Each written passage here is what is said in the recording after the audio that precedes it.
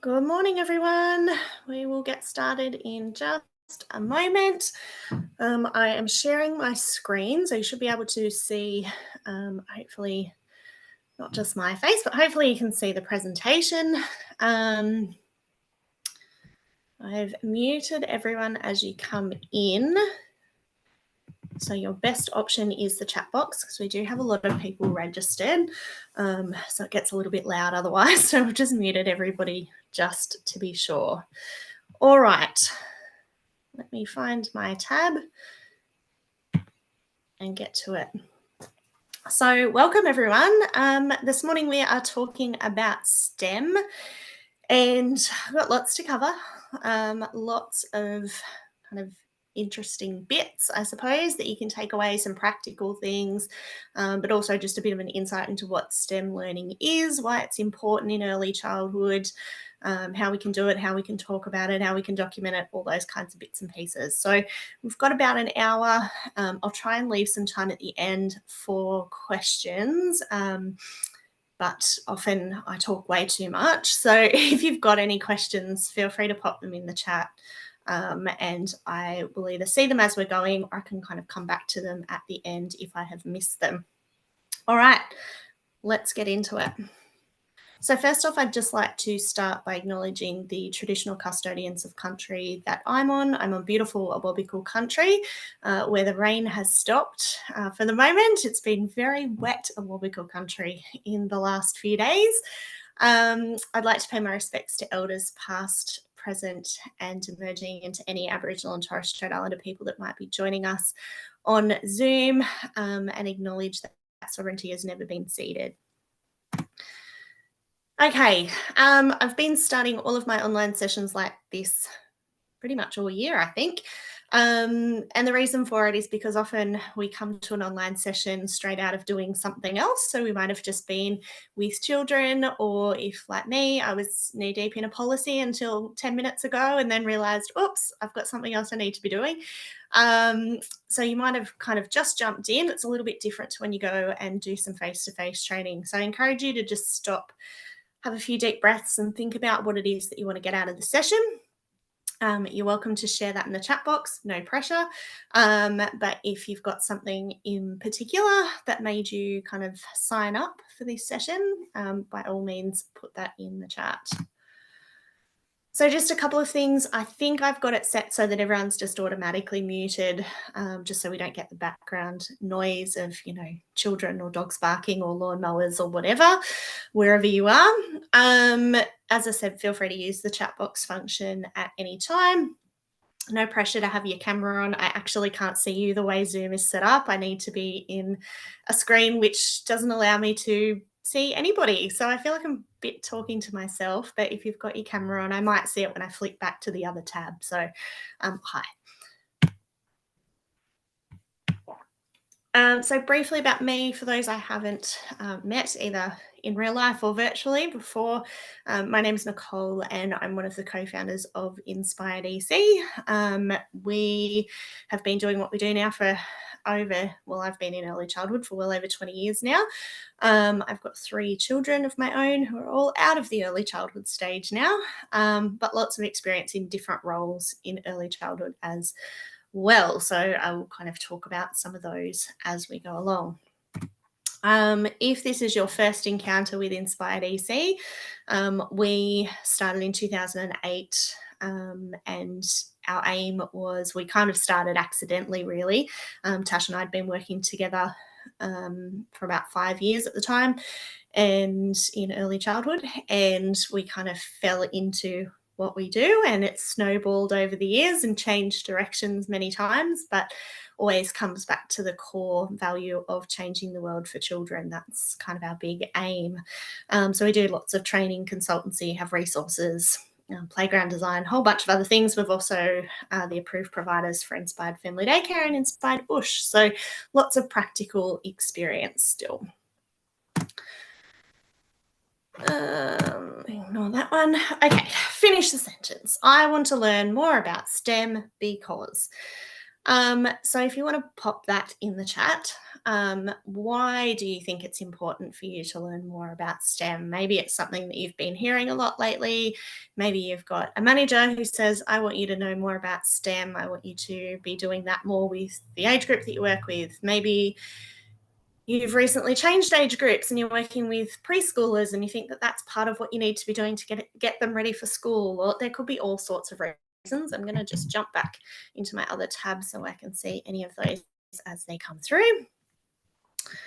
So understanding how to support services implementing healthy eating, physical activity using STEM. Yep. Love to intentionally bring STEM to life in the toddler's room, embedded into the program for the whole service. Realize that what I'm doing is linked to STEM. Yep, absolutely. So it's that recognition that what you are already doing is linked to that. It's how you join the dots, I suppose. That's a big part of what we're going to talk about. Children are naturally curious, love to explore and would love to support and facilitate more of this for my preschoolers. Always want to be inspired by others with STEM. Beautiful. All right, so what is STEM? I think a lot of us have probably got a fairly good handle on it. Essentially, and there's a whole bunch of acronyms. It's been kind of turned into all different things at its time. But I think if we just go with the really basic of STEM, STEM is an acronym for science, technology, engineering, and mathematics. It has become a bit of a buzzword. There's lots of programs and curricula like that are just focused on teaching STEM in schools and in early childhood. So it's become a thing all of its own. And that's not necessarily a bad thing, but I guess our angle on this, and Tash and I actually wrote a book on this topic called Bringing STEM to Life quite a few years ago now. But our angle on this is that these things happen in play. You know, they don't need to be a separate program. And so that's what we're going to talk about throughout today. It's how we make it visible, how we actually let those things unfold rather than forcing a specific STEM program. So if we break it down, we've got science. So the intellectual and practical activity encompassing the systematic study of the structure and behavior of the physical and natural world through observation and experiment. Okay, so many of us are probably thinking of, you know, beakers and Bunsen burners in high school when you're thinking of science. But, you know, it's so much more than that. It's the natural world. It's that experimentation and exploration. That's substances. It's, you know, like matter. Like there's a whole big range of things that kind of encompass science. I always used to say that I wasn't a science person. I didn't enjoy science in school. And I always thought, oh, I'm really not into science. But I'm really into nature. And when I started thinking about the role that nature plays in science or science plays in nature, vice versa, it's kind of a goes both ways sort of thing, I suppose. When I started thinking about that, I'm like, actually, I'm really into science. I'm just into a specific type of science. You know, I wasn't into making experiments, and I wasn't into, genetic coding or like those types of science didn't appeal to me. I wasn't really that interested in, as much as I like nature, I wasn't particularly interested in rocks and geology. But I was interested in, life cycles, and I was interested in plants, and, there was a whole bunch of other stuff that I became interested in, particularly as I got older, that made me realize that actually science is really engaging. I just needed to find the right type of science. Technology. So often when we talk about technology, the first thought is computers, phones, iPads, the internet. That's typically what comes to mind. It's really not just those things. So technology is a broad concept that refers to use and knowledge of tools and crafts, and how to use these tools and crafts to affect our ability to control and adapt to the environment. In human society today, technology is a result of science and engineering. So, when we're talking about technology, we might also be talking about a shovel in the sandpit. That is a piece of technology. It was a tool that was developed to complete a task. So, that's a piece of technology. So we don't need to just think about technology in terms of digital technology.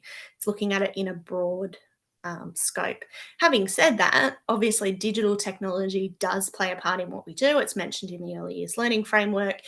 Um, However, I really encourage educators and services to reflect on how we introduce digital technology, at what age we introduce digital technology, in what ways, how much digital technology children are using, what they're doing with it. There's a whole bunch of things that we need to consider. So I think it's just being really mindful of that, there's lots of different things that we should consider around digital technology, not just, okay, well, STEM's important, digital technology is important, let's just, get out the computer and play games. It could be really basic things like we used to have digital cameras in our service. This is a long time ago, back before we had iPads and phones. And we had digital cameras, very new technology at the time. And our children would actually use them to take photographs in the playground. And so that's a great way to use digital technology. It wasn't connected to the internet. There was no online safety risk, all those kinds of things.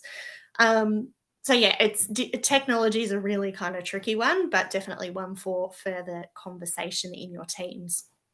Engineering is the branch of science and technology that's concerned with design, building, and use of engines, machines, and structures. So, it's kind of the putting together of things. And we'll see that a lot in children's block play, or even creating a network of pipes and tunnels in the mud pit. There's lots of engineering that takes place in children's play, and we'll look at some examples of that. I don't know why my last little heading says engineering. It has changed. It should say mathematics, because mathematics is just down here. The study of the sciences of numbers, quantities, geometry, and forms. So we typically know that math involves numbers, but it's also things like shapes, patterning, sequencing, volume. There's a whole bunch of things that we can kind of include in mathematics as well. Why STEM? Why is it important that we think about STEM in the early years? So this is from the Office of the Chief Scientist of STEM. This is from 2014, so it's getting on a little bit now, but I think it's just a nice summary of why there has been a big push for STEM learning in the last kind of 10 to 15 years. And it says we need a reliable pipeline of specialist STEM skills, but we also need informed workers, users, and consumers who have the curiosity and imagination to be part of the broader STEM economy. This must be underpinned by lifetime engagement for all Australians with STEM, beginning in childhood and constantly renewed as knowledge and technologies expand. And I think it's really interesting when we're talking about early childhood. We're talking about childhood in general. A lot of the things that we have traditionally done in schools have been designed to create workers. So it's designed to create children who can go out into the workforce and engage in work. What we're trying to do now is create children who can go out into society and be a part of that, a creative part of that, less so about manual labor and just going and, packing the box on the assembly line. There's some statistics that show about the jobs that the children today will do. So the children that we have in our care, vast majority of the jobs and the work that those children will do probably doesn't even exist yet. So we've got to be encouraging the skills rather than specific tasks or specific kind of focus around workflow, I guess, like it's just that change of thought. So we're trying to encourage children to be curious and have, strong imaginations and inventive and all of those kinds of things, which we know in early childhood. We've been saying that for an eternity. It often comes undone later on in the school system, unfortunately, but we know that in early childhood, that, encouraging that curiosity and that, idea of lifelong learners is beneficial for children long term. So that just kind of supports that. So why STEM? There you go. I had the stat in here without even remembering I had the stat in here. I believe that 75% of the fastest growing occupations require significant STEM skills and knowledge. So, it's about raising a generation of, I think when we've talked about STEM previously, it was about raising a generation of workers. Now we're talking about raising a generation of people who are creative thinkers, and that's what we're really aiming for, is that creative thinking. So we at Inspired believe that STEM education is important not to raise workers, but to support thinkers. So embedding STEM in our settings, which, as you'll see throughout this session, most of us actually are already doing without a second thought. It supports children to think creatively, to solve problems, to wonder about the world, and to invent. This is a little graphic that I love from Jeff Johnson from Explorations Early Learning. And he actually, I think he's written a few articles about this too, how, in the US, they've definitely gone from STEM to STEAM to STEM to STREAM. Like there's all these acronyms, but essentially what we're really aiming for is play. It's like, don't let the acronyms distract from the play, because the play is where the magic happens. It's where all the good things are happening.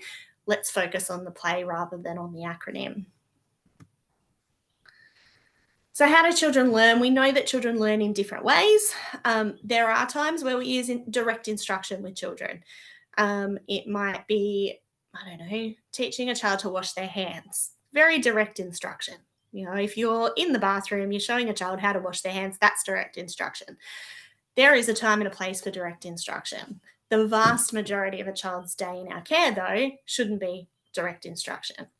There is time for intentional teaching. There's time for us to, and I guess in intentional teaching, it's not about setting out with a specific goal, but it's, adding provocations to the environment, things that might spark wonder and curiosity. And, you kind of have a bit of an idea of where something might go, or where children might take an idea or a concept or a resource, but it's kind of still left open to them. It's not that direct, sit down, we're going to make a volcano, for example. So if you think about STEM learning, I know when I first started in early childhood, making a volcano in the sandpit was a very big deal.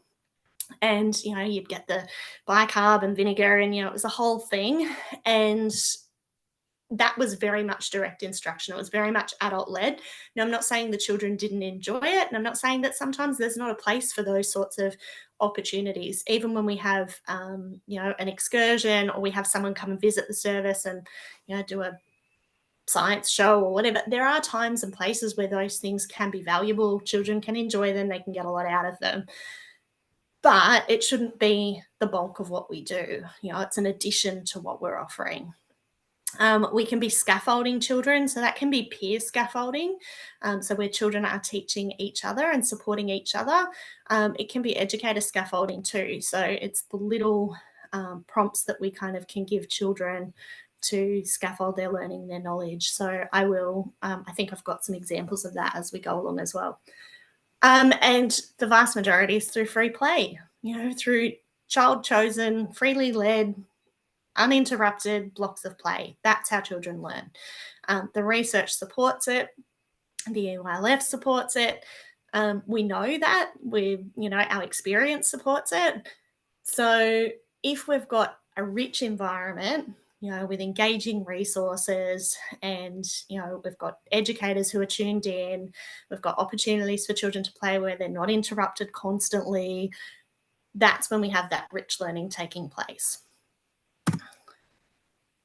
So should we have a separate STEM program? And I think I touched on this earlier, that I don't think it's actually necessary.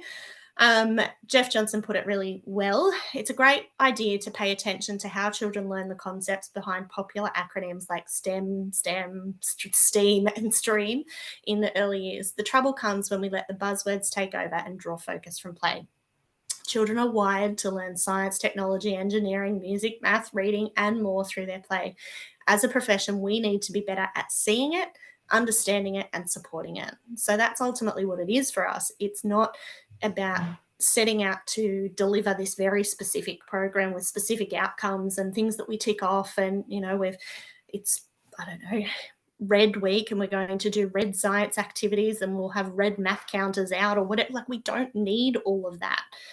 We can just, identify the STEM learning that's taking place in the play that the children are already doing. It's the same with, the school readiness skills that we often get asked about. We know that those things are occurring. We know that they're developing as children play, turn taking skills, sharing, communication skills. We know all that stuff develops. It's up to us to highlight it, share it with families so that families understand how it's happening as well, share it within our program, make it really evident that that's what we're doing. I just like to throw this in here because I think it's an interesting way to think about our engagement with children in relation to STEM. So the average 4-year-old asks 437 questions a day. This means we have 437 opportunities to nurture our child's curiosity, or 437 opportunities to roll our eyes in annoyance. Which will you choose? Now, question asking is a huge part of STEM learning. So, that inquisitive, curious, wondering kind of nature is something we're trying to encourage, which means that children will ask a lot of questions, and they naturally ask a lot of questions. Where it falls apart is when we shut those questions down. We either give them a direct answer, or we say, I can't do that right now, I'm too busy, or we ignore it, or, I spend a lot of time in services, and I know we're all really busy and we're trying to do usually 4,000 things at once. But sometimes that little moment of actually engaging with a child who's asked a question, we can kind of spark that curiosity a little bit more. It might, lead to a project or some sort of, really interesting conversation or development. It might lead to you understanding a piece of knowledge that the child knows that you didn't realize that they knew. And, it's like, I just think questions are one of the perfect opportunities to see what children know, what they're interested in, to support that.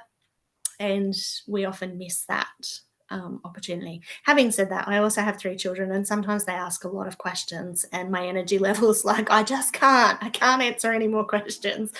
But we've got to be mindful of that, and not shut them down unnecessarily. So how do we talk with children to support STEM? So a lot of the conversations that we have with children can actually support STEM learning. So it's things like not dumbing stuff down, actually giving children a scientific term, for example, or a mathematic term. And then they can ask another question. There can be a follow-up question, but we run the risk sometimes of dumbing things down because we try to make it easier to understand. Now, I'm not saying we need to explain algebraic equations or something, because I probably wouldn't be able to anymore. But I just think using some terminology, children will then go, okay, well, what does that mean? And then you go, oh, well, let's find out what that means. It's not dumbing it down, giving them a little bit more credit. Answer a question with a question. So as I said before, children ask a lot of questions. Sometimes we know the answer, sometimes we don't know the answer. Sometimes we want to encourage children to think about the answer rather than just giving them the answer. Teacher Tom talks about this as a concept of, speaking with children so they can think. And, the way he talks about it is that if a child asks you something and you just answer them and that's it, they don't have to think about it. They just get the answer, get the information, they go away, they do the thing. Now, in some situations, that might be necessary. But in other situations, we want to encourage children to think for themselves or to come up with their own ideas. So it might be things like, why is the grass wet when it wasn't raining? Why is the grass wet this morning, but it wasn't raining last night? How did that happen? And rather than just going, oh, well, it's due and it happens because of, and we go into this explanation, it might be, well, I wonder why. What do you think? How do you think the grass could get wet if it doesn't rain? What sort of things do you think might have an impact on that? So it's opening up a conversation and encouraging deeper thinking with those really basic questions that children ask us all the time. Avoid quizzing children about facts, encourage them to wonder. So, we're not ticking off, yes, children know different facts. It's just encouraging that wonder, and sometimes we get children who will argue with each other about facts as well. And, it's not about saying, oh, well, that child's right and that one's not. It's still encouraging some wonder because there's a lot of facts in our world that are facts until they're proven to not be facts. And then all of a sudden we've got a new fact. So we've got to be just thinking about that too. We're also in an age, the digital and technological age, where everything gets Googled. We talk about this in my household sometimes. You'll have a conversation about it and it's like, oh, I wonder what that was. Oh, just Google it, and it's like, oh, yeah, look it up. There's the information. Okay, it can be a really helpful tool, particularly if you're trying to solve a dispute with somebody and you're trying to prove your point. Google can be a really useful tool, but we don't want children to become reliant on that. We actually were talking about it with my own children the other day, my husband and I, and so my children are 14, 11, and 9. And I can't even remember what it was now, but it was something that one of the children said, why does that happen or whatever. It was just a question of something that we pondered. And my 14-year-old's like, oh, I'll look it up. I'll Google it. And I said, we can't Google everything. He's like, why? It's so easy. And I'm like, well, it is. But I said, there was a time when we didn't Google things. There was a time where we didn't, and we started talking about encyclopedias. Hard physical book that used to be in a lot of households, and we actually talked about people used to go door to door and sell encyclopedias, and it was a whole thing. And if you wanted to know something, you had to go to that book and you had to look it up and find the piece of information about it, and then you weren't really sure, well, is that information still current because this encyclopedia was written 15 years ago? That could be different. But it encouraged thinking, it encouraged conversation. And I think that's a big thing that we miss now with technology. And don't get me wrong, I love technology. I love being able to get a quick response to a lot of things. But it is something that we miss, is that we lack that back and forth conversation, or it is reflective practice for children, or for adults, to think about something and to be like, I wonder why. Do you think maybe, like, it's that back and forth problem solving together, which we lack now because the answer is in a phone in 0.2 of a second kind of thing. So we really want to encourage that thinking, that wondering, that conversation around the world, all parts of the world.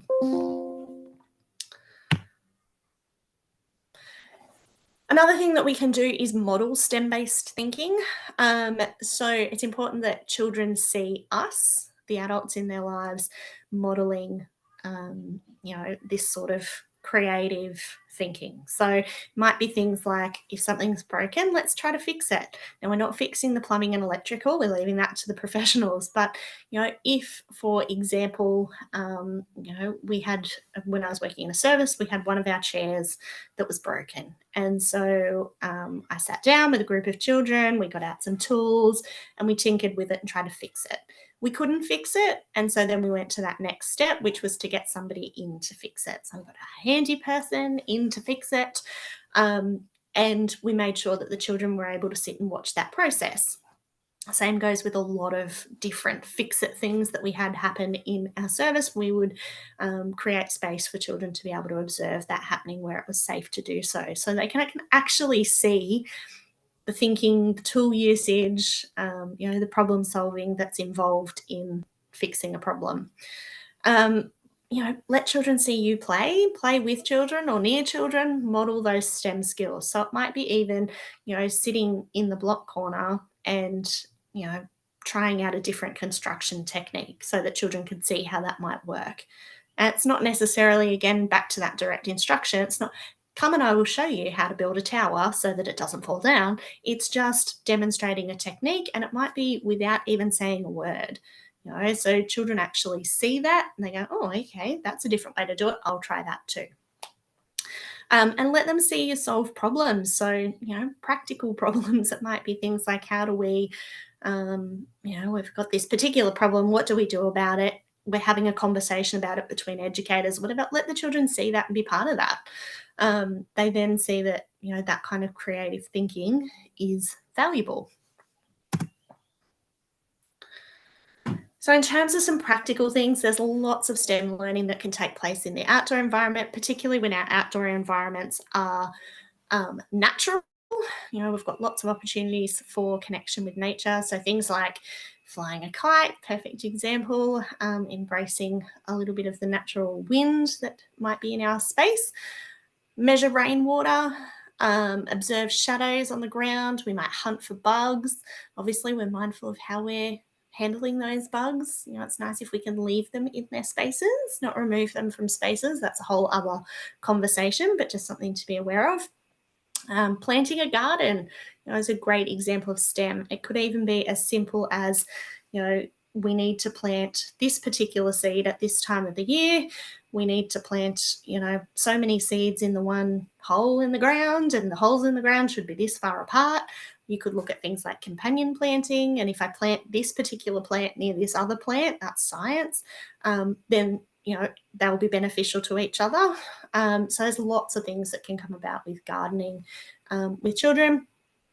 Encourage children to set up an obstacle course. That's a nice mathematical engineering kind of one as well. We used to have a lot of outdoor equipment, and the children knew the space that they could work within and could maneuver equipment in different ways. So create different engineering feats, I guess, as well as different physical challenge. In the indoor environment, as I say, everywhere you look, there's science, experiments, games, other things specifically for STEM, but we don't really need a lot of that. So we can add extra elements to our indoor environment though. So like blocks, I'd add things like tape measures, writing materials, spirit levels. So those are really good. The writing materials are great if you can add like a clipboard or a couple of clipboards and some pens and pencils and whatever, so that children can actually plan their construction beforehand or sketch it afterwards. Tape measures, obviously self-explanatory, a lot of math stuff happening there. Spirit levels are great for engineering as well, for children to understand why something keeps toppling over. If it's not balanced, it's not level. And that's that introduction of a piece of technology without being digital technology. So they start to recognize that technology can be other things as well. In dramatic play, you might add things like scales. The children might use them for measuring ingredients. Scales are also great in your sand pit, your mud pit, anywhere at all, really. Instead of set dress ups, provide fabrics, other materials such as pegs, etc., ribbon, so children can make their own things. So that's kind of a bit of that engineering and technology use as well. And things like your dough and your clay, you can add things for construction. You can also add, different, like any kind of loose part. Really, loose parts are great for STEM. Things that allow children to use them in different ways. Open-ended materials, that's what we're really aiming for. All right, I'm just going to pop back in here, just make sure if there's anything in the chat. Okay, no, we're all good. So I've just got a couple of examples there from a few services. So you'll see the one on the end, they actually are using some digital technology. So they're using an iPad. So this is at Wood Rising Natural Learning, which is my former service. And they have a dedicated art teacher, and they've been exploring using different types of media with their art. And that involves digital technology as well. So where I struggle with the use of digital technology in a lot of services is when it's used either in replacement of something. So I've seen it where we sit down for story time and someone holds up an iPad and it reads the children a story. I can't handle that. Or where it's just for gaming.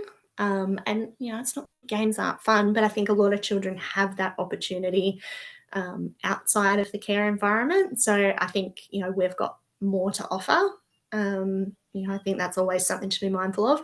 But when it's used in a way like this, where it's to complement, an experience, and this is, an art experience, they're complementing that with a different use of medium technology, then I think that can be really interesting. It can it's an enriching experience rather than taking away from an experience, if that makes sense.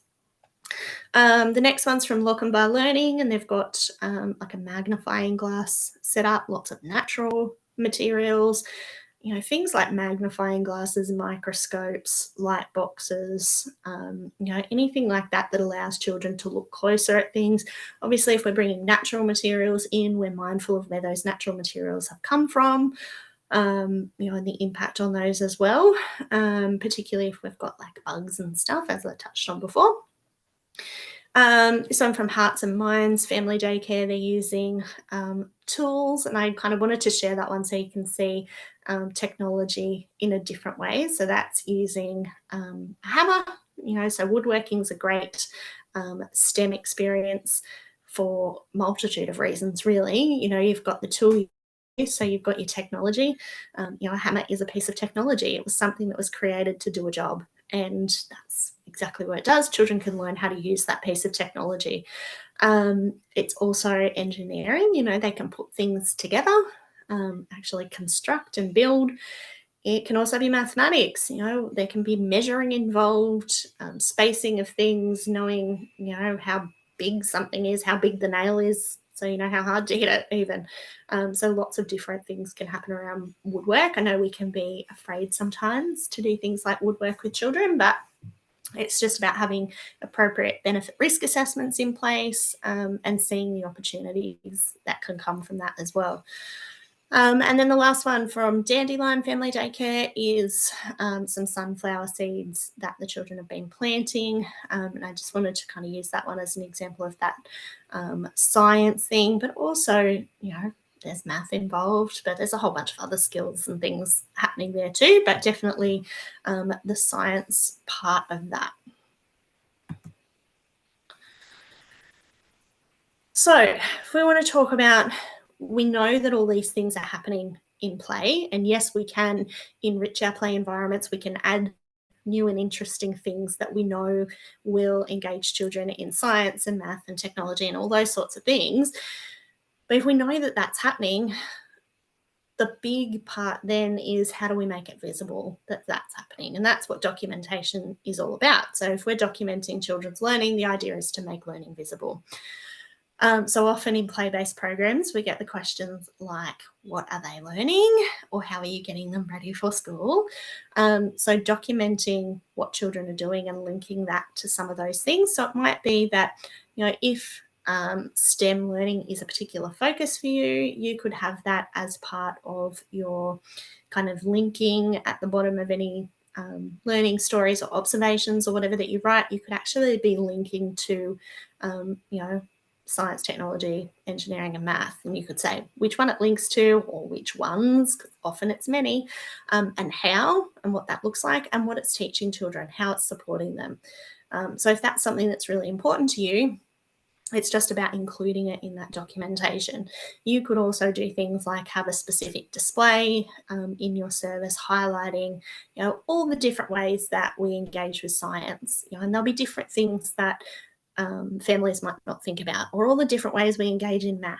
And I always find math is an interesting one because families often want their children to be able to count to 100 before they go to school or whatever. So highlighting the math skills that children are engaged in, whether that's through water play or sand play, through a cooking experience, through being able to do puzzles, to organizing the blocks in the block space by size. Like there's a whole bunch of different things. So capturing some of those different playful moments and highlighting those. You could put little things in your family newsletters. This is how we explored science this week, or this is how we plan for or provide opportunities for children to engage with math, and give some examples of things that you set up in your play space. It's really can be quite simple. It's just making it visible. We can link to outcomes in the framework as well. There is a lot of talk that connects to STEM in the framework. So things like outcome 2 says children are connected with and contribute to their world. They become socially responsible and show respect for the environment. This is evident when children explore, infer, predict, and hypothesize in order to develop an increased understanding of the interdependence between land, people, plants, and animals. Perfect example of science and that kind of creative, imaginative, pondering kind of thinking. So that's a really good one to be able to link to. Outcome 4, children are confident and involved learners. Children resource their own learning through connecting with people, place, technologies, and natural and processed materials. This is evident when children use digital technologies and media to investigate and problem solve. So as I say, the framework does mention digital technologies, and I'm not opposed to children engaging with digital technologies. It's just how we do it. It's not about, well, we put a movie on for the children because it was a rainy afternoon. That's not really engaging with digital technology. That's us using digital technology. But, giving the children a camera or, a microscope that connects to, my son's got a microscope that you can connect to the computer. So you can actually link what you're seeing on the microscope to the computer. You can then search for things. Like it's pretty cool.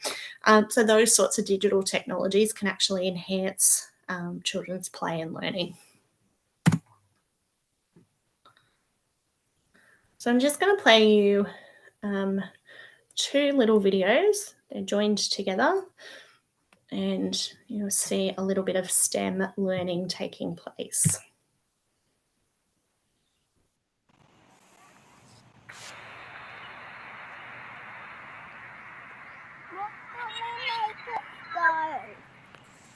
What can we make it go to that tunnel?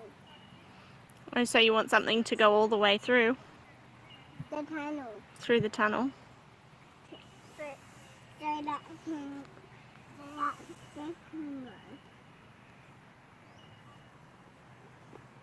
What can help that? I know. This is the button.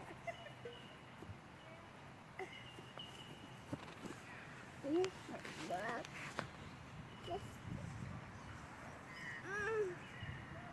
I think we need a long stick. You need a long stick?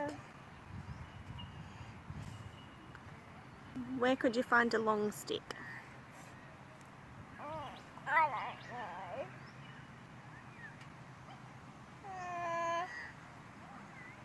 Maybe just rock or put it down. Well, you think that rock will push the stick down?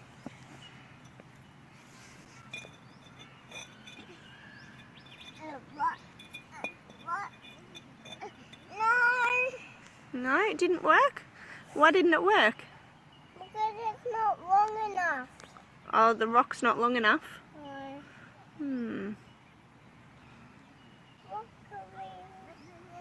So you need something long. Okay, so I'll show you the second part. But you can already see in that the time and space that she has to kind of come up with some ideas, to look around, to find things. It would have been really easy. So that was me, and that was actually my youngest child many years ago. It would have been really easy for me to just get a longer stick and give her the longer stick and problem solve that. But giving her the opportunity to kind of test things out herself like the rock. The rock was never going to work. I knew it was never going to work, but it didn't matter. It gave her the opportunity to test it and to work out why it didn't work. Her idea that it wasn't long enough, well, she wasn't wrong, was also that it was probably a bit wide, but she wasn't incorrect that it wasn't long enough. So that was a really good kind of deduction from her as well. So I've got another part of that.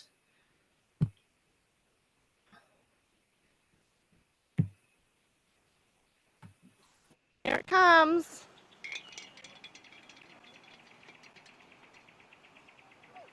Did it make it?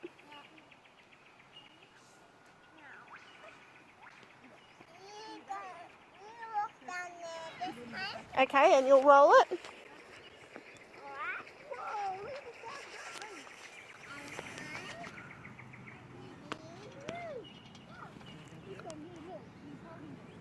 Did it come out? I think it got stuck. Throw it hard. You have to roll them really hard. That's what Mummy did. That's how it came out the bottom. So in that one, I think that's a good example of probably not giving her the opportunity to work it out. I actually told her the strategy that I used. Again, that's not necessarily a bad thing. That's part of that scaffolding. I was telling her what worked for me, how I got it to do the thing that I wanted it to do. So that's a strategy that we can use to encourage that kind of play as well. It's just, obviously, we want to encourage more of the thinking for themselves rather than giving them the how to. But sometimes there is opportunity for direct instruction. So that's why I share both of those.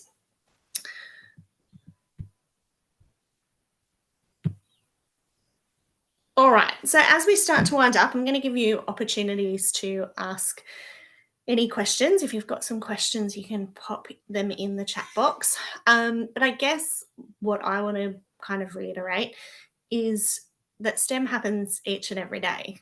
All of the things that children do, and it happens even with our infants. Infants engaged in, treasure basket exploration, which is essentially like loose parts for babies, are engaged in STEM learning. They're engaged in different types of thinking and exploration, whatever. It happens with our older children, happens with our younger children. It's happening all the time, even when we don't do anything. But we can do things. We can do things to support that exploration to kind of go up the next level. We give children the right resources, give an environment that sparks a little bit of wonder and curiosity. It might even be bringing in something from nature that is interesting and seeing what children think about it, what they do with it. It might be something from your playground. It might be something that you've found. Like, it could be anything really, but encouraging children to just have that curiosity and that wonder. I've been in some services where they've got like a little bit of a wonder display, and it's all things that people have brought in that children can wonder about, they can ask questions about. With your technology, it could be things like bringing in old typewriters and old phones and things that children can tinker with and pull apart, see how they work, put them back together. Obviously, we're mindful of what sort of things they're tinkering with. The older, the better, typically, because they don't have as many parts that can be problematic, like batteries. That's a big problem. So just being really mindful about the things that you choose for that sort of technology play as well. But just looking to your natural environment where you can, but really focused on, as I say, the rich environment resources by your interactions. Your encouragement of that kind of creative thinking will go a really long way. It's not about saying, okay, everybody come and sit down and I'm going to teach you about STEM. We're going to have a science lesson. It's just in the conversations that we have with children, the interactions that we have, the modelling that we do.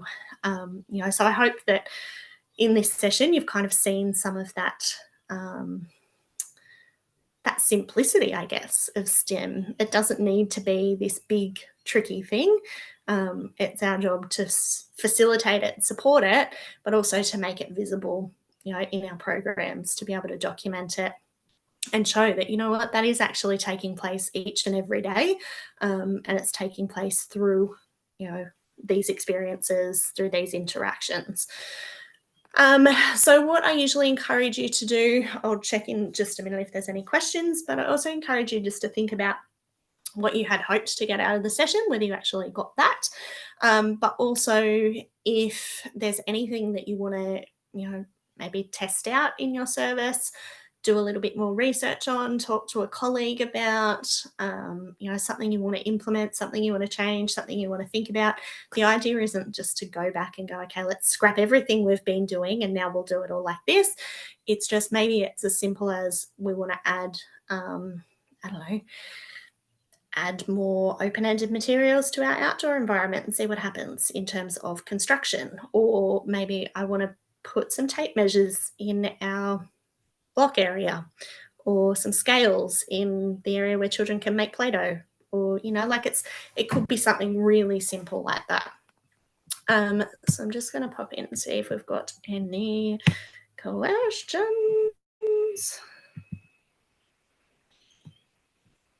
Excellent. Beautiful. Okay, it doesn't look like there's any questions. I'll stick around just in case. I just wanted to share as we wrap up to a couple of events that we've got coming up. Depending on where you are, we might be local to you, we might not. We've got a conference coming up in August up in Townsville, and some talking and thinking floor books training in Brisbane and also in Albury. So if those events are close to you, we'd love to see you there. If they're not and you'd like them in your area, please let us know. We're always happy to come and visit different places. So let us know if you want any of those events or any others in your area as well. I've also just shared a couple of resources that might be helpful in supporting your exploration of STEM that are on our website. So the book at the bottom is the one I was talking about that Tash and I wrote a few years back now. It might even be about 9 years ago now, I think, as well as the one at the top, which is all around light, reflection and shadow. So we've got both of those on our website.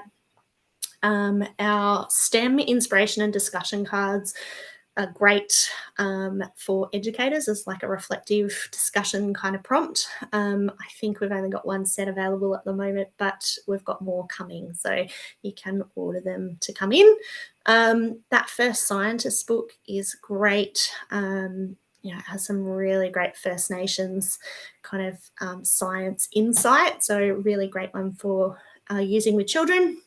And then we've got a few practical resources too. Something like a mortar and pestle is a really great one for exploring scientific things like changing matter and stuff. So for children to, like, you know, grind things up or, you know, mix something into a paste or whatever, very sciencey. Lots of fun. So that's those ones. If you've got any questions after the session, you think go away and think about them, you're more than welcome to get in touch. Otherwise, I hope you've enjoyed the session, got some practical ideas out of it. I'll do one last check for any questions, just to be sure. Wondering if there's still a focus on theorists such as Vygotsky for scaffolding.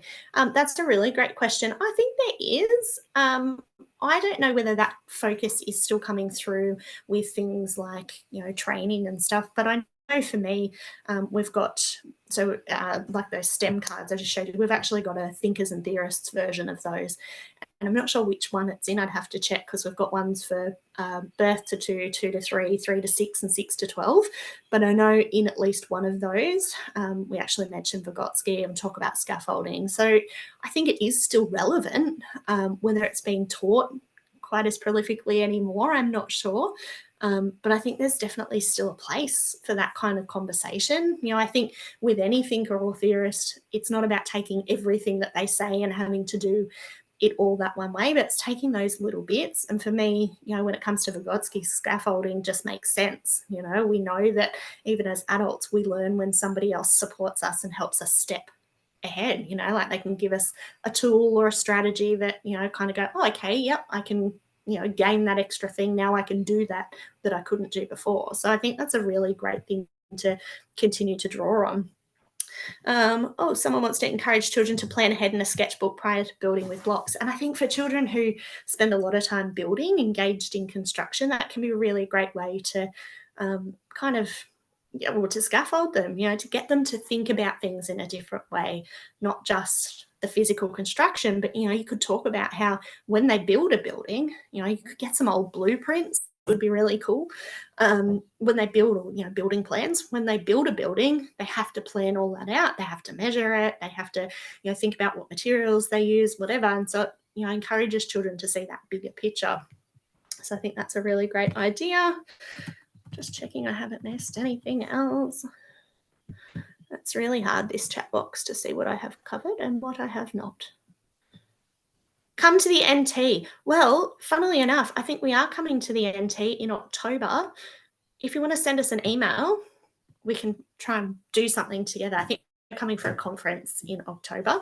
But yeah, we'd love to spend a bit more time in the NT. We're coming to Darwin. We did spend a bit of time in Alice Springs in 2022, 2023.